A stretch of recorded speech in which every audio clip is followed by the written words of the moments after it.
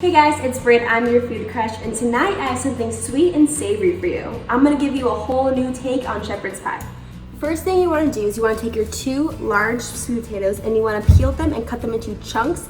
Throw them into a pot of cold water and bring it to a boil. Once your potatoes are nice and tender, you wanna pop them into a blender or mash them yourself if you have a potato masher. Add some coconut milk to make the blending process a little bit easier, and you're looking for a nice and creamy texture here. Next, you wanna dice your vegetables. The key here is to make sure that all your vegetables end up at the same size.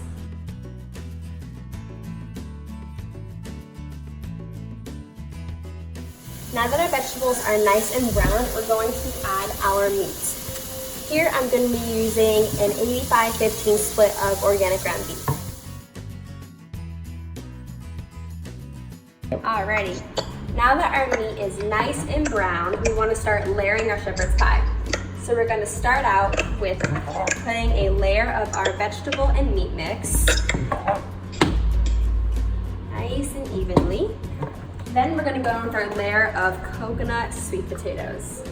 And you just want to pour an even layer and spread it across, making sure you get it from corner to corner. Then we're going to pop it in the oven at 375 for 30 minutes. All right, you guys, it's time to plate up. Here we go, our savory and sweet shepherd's pie. It's healthy, it's delicious, it's easy, and it's even better the next day.